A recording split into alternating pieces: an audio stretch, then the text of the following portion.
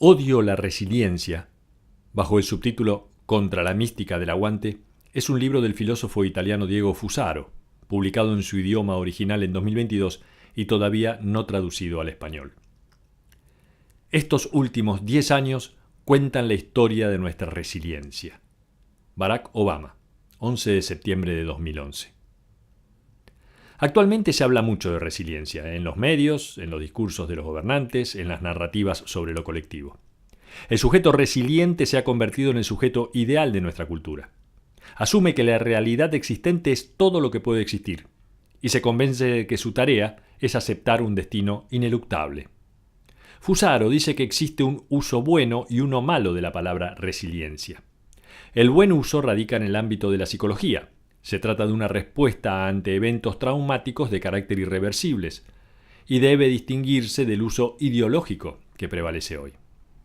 El concepto de resiliencia, como es utilizado por la psicología, apunta, con excelentes resultados, a trabajar ante el duelo, los desastres naturales, las enfermedades incurables y otros eventos traumáticos, siempre de la esfera de lo irreversible. Y esto no tiene nada de ideológico. La psicología impulsa al sujeto a trabajar sobre sí para aceptar el objeto del trauma modificándose a sí mismo. Pero existe un mal uso del concepto de resiliencia, y radica en su aplicación como categoría de análisis a lo social, lo político o lo económico, ya que se utiliza sobre lo que puede ser tremendo, pero no irremediable. El problema es cuando la palabra resiliencia se transforma en una palabra del poder, que nos pide una actitud resiliente para que aguantemos estoicamente y suframos en silencio frente a circunstancias no irreversibles. Circunstancias que se pueden transformar, como son las estructuras sociales, económicas o políticas. En este traslado de raíz ideológica, la resiliencia se constituye en una función adaptativa y antirrevolucionaria, ya que contrabandea lo tremendo por lo irremediable, transformando las injusticias y asimetrías sociales, como la miseria y la explotación, en desastres análogos al duelo y a las enfermedades incurables, y la aceptación como la única solución posible.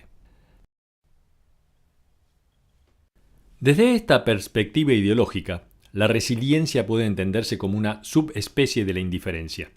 La indiferencia de quien renuncia a tomar partido y que como resultado termina aceptando el mundo tal como es. El indiferente, como el resiliente, al no elegir, elige lo que hay. Así funciona la resiliencia, que expresa de forma indirecta la aceptación de lo existente, que no se asume necesariamente como bueno, sino como inmutable. El resiliente parte de la idea de que las asimetrías sociales y el orden de las cosas no se pueden cambiar, por lo cual opta por adaptarse, y en lugar de cambiar al mundo, se cambia a sí mismo. Se trata de la adaptación del sujeto al objeto. El resiliente busca en la esfera privada de su yo individual la clave para resolver los conflictos del orden social, económico y político. Así, el problema con el orden existente es un problema personal. Esta postura refleja lo que el filósofo alemán Ulrich Beck afirmó con claridad. Se contempla una solución biográfica para las contradicciones sistémicas. Tanto indiferencia como resiliencia operan sobre la historia, aunque de manera pasiva, ya que contribuyen a reforzar una imagen del mundo centrada en la fatalidad del destino. Lo que existe es lo único que hay, como si lo que sucede en el orden social se tratara de un fenómeno natural, como una inundación o un terremoto. El Homo resiliens es como un último hombre que no tiene nada por lo que luchar y creer. Es el hijo del desencanto posmoderno y del fin de los grandes relatos de la modernidad, dejando de lado la posibilidad de futuro por la eterna repetición del presente. La resiliencia forma parte de las nuevas constelaciones de virtudes que componen la cultura gerencial de los negocios, como el empoderamiento, las prácticas motivacionales y el mindfulness. Predica la adaptación desencantada a lo existente como única posibilidad. El resiliente podría considerarse un optimista, ya que tiende a leer los eventos negativos como una oportunidad de mejora, adaptándose camaleónicamente a los contextos más diversos y a las situaciones más adversas.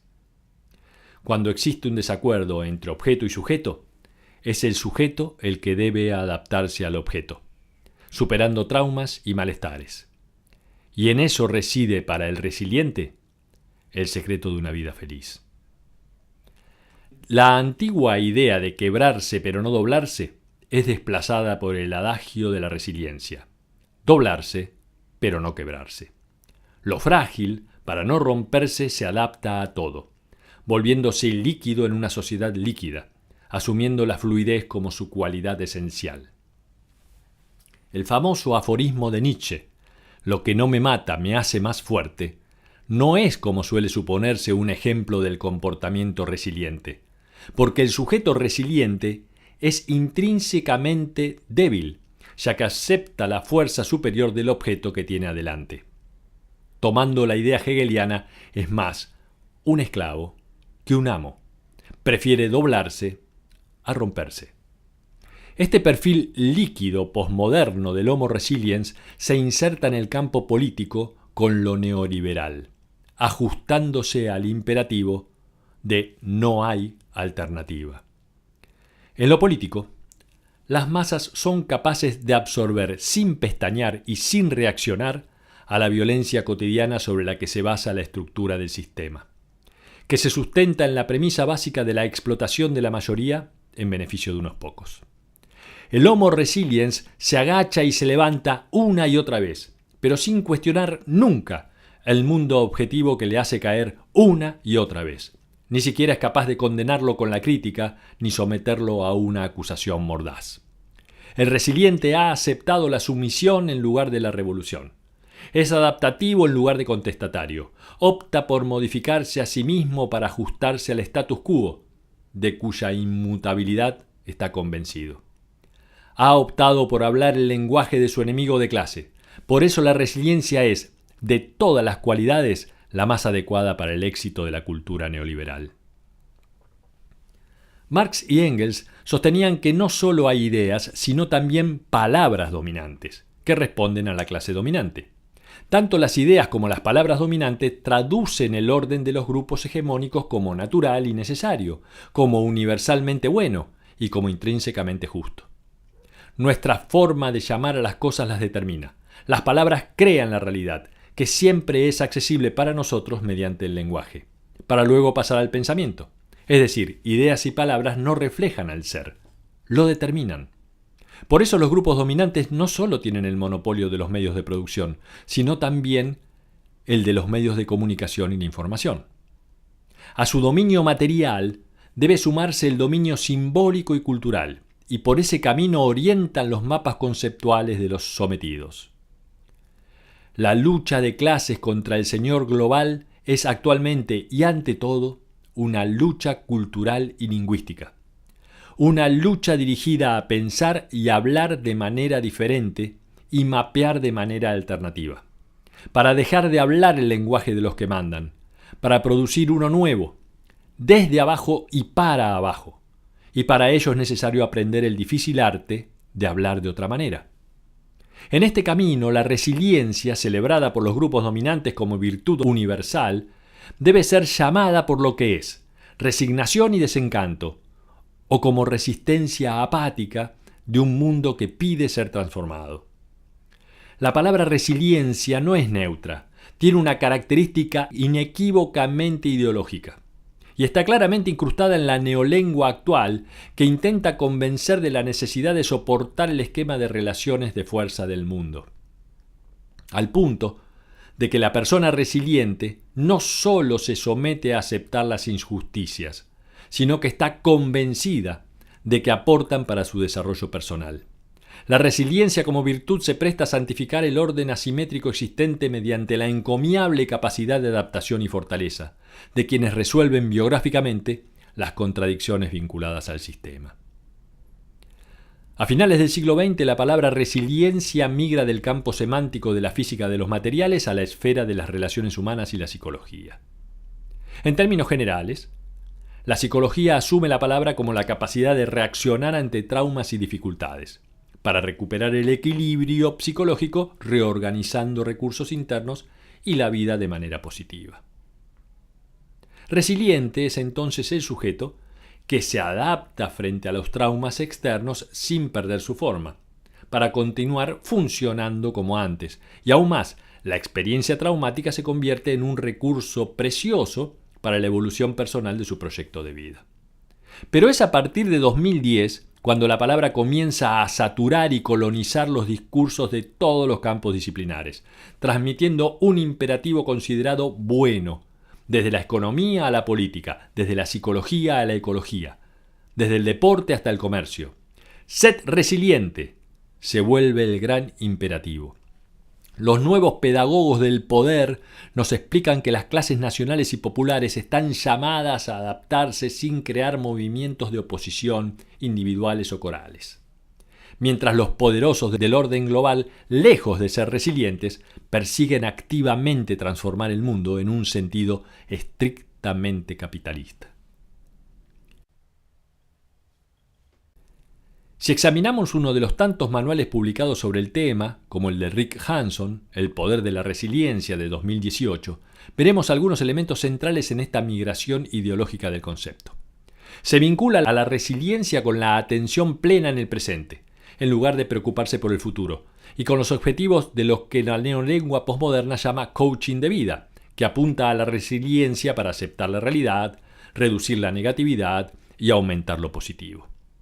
Hanson insta a evitar pensar en circunstancias externas, ya que sostiene que lo que realmente importa es lo que sientes dentro tuyo, abandonando de ese modo todo esfuerzo por actuar sobre el mundo objetivo. Hay que dar gracias al mundo más allá de las miserias cotidianas y tomar conciencia de todo lo positivo, que persiste a pesar de lo negativo. Este tipo de libros elevan a la impotencia como mandamiento supremo, instando a extinguir la ira y a alejarse de la indignación, a las que consideran pasiones antiadaptativas. La resiliencia se convierte así en la virtud suprema de esta era postheroica, en la que el sujeto posmoderno se entrelaza con el mito del emprendedor. El turbocapitalismo está habitado casi exclusivamente por soledades en un universo de competencia, donde los trabajadores se disuelven en la pluralidad de empresarios de sí mismo, compitiendo en la arena global desprovistos de toda conciencia de clase y solidaridad, autoengañándose de ser parte de la misma clase que los amos.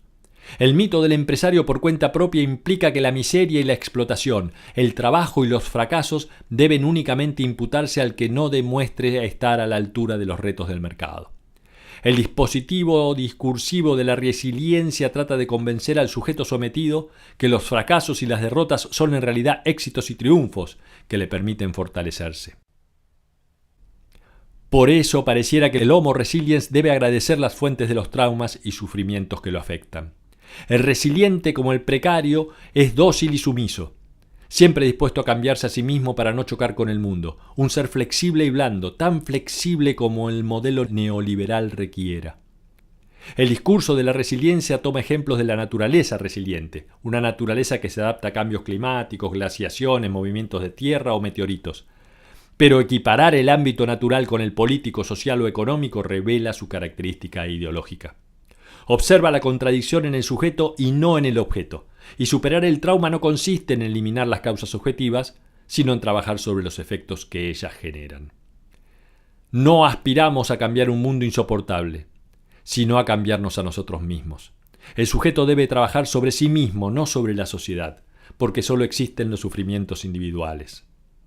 La cólera está llamada a convertirse en una fortaleza muda que refuerza la capacidad de adaptación.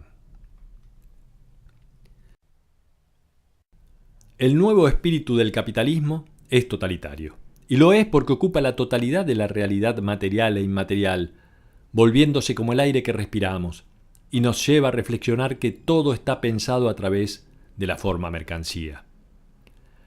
La burguesía y el proletariado, en su conflicto dialéctico, se habían desarrollado en el marco de la vida comunitaria, ligadas a la familia y la escuela, a los sindicatos y al Estado. Pero el capitalismo totalitario elimina toda comunidad que no sea la comunidad del mercado, y en esa idea deconstruye a la familia, los sindicatos, la escuela y al Estado nacional, dando forma a un único espacio reducido al mercado.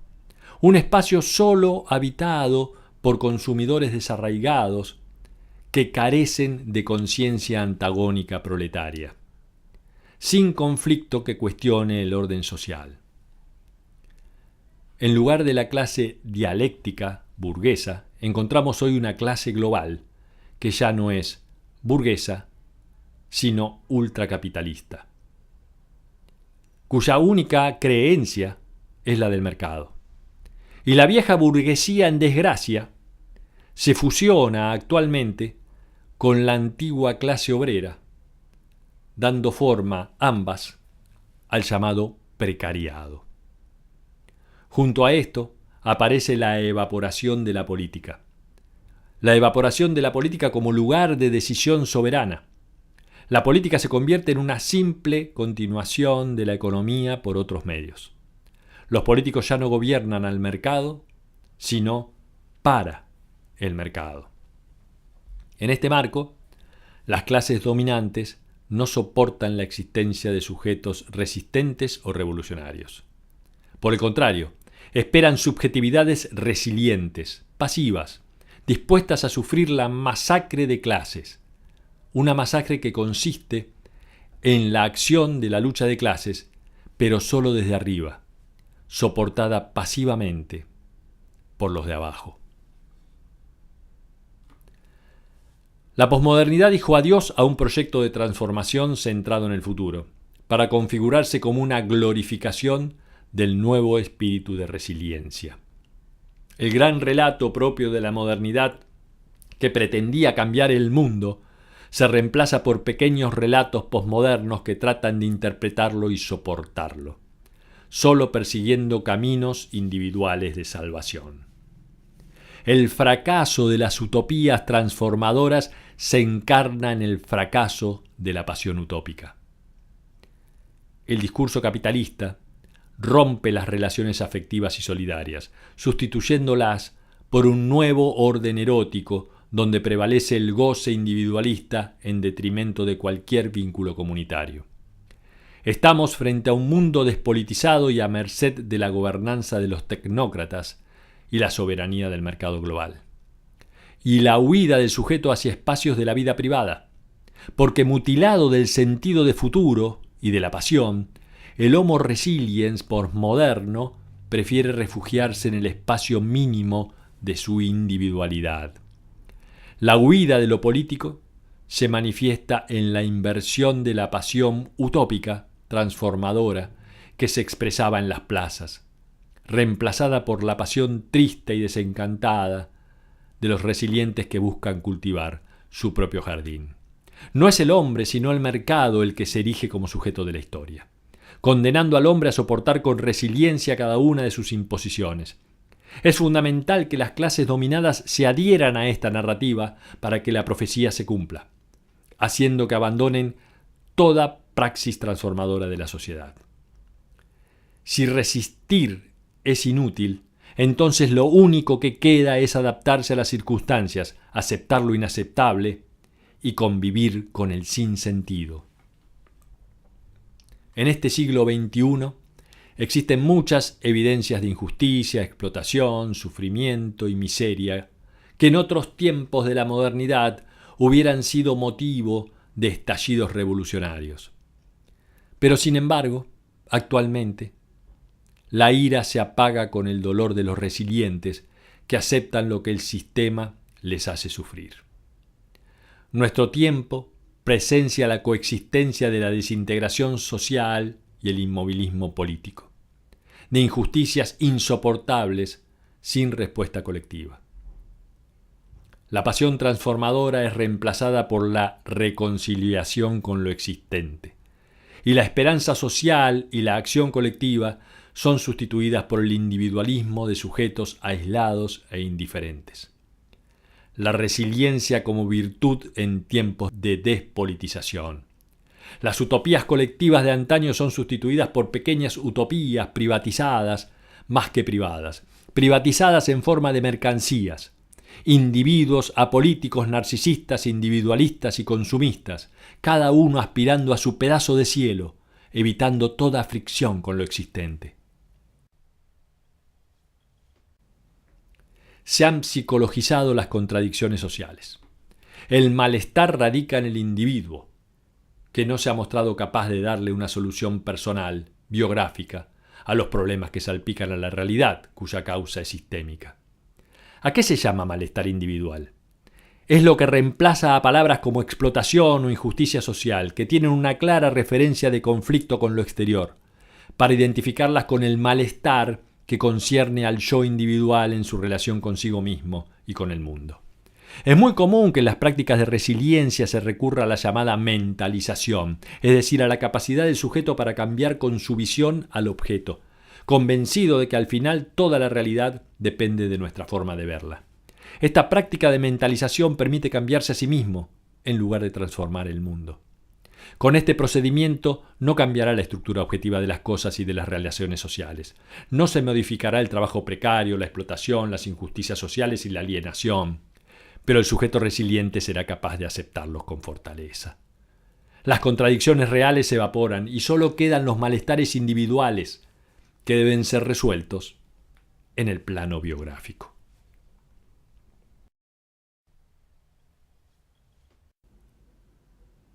No se puede transformar la realidad si no se cree que es transformable.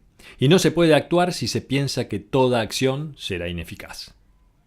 Y el orden neoliberal triunfa cuando precisamente logra desactivar la idea de que la transformación de lo real es posible.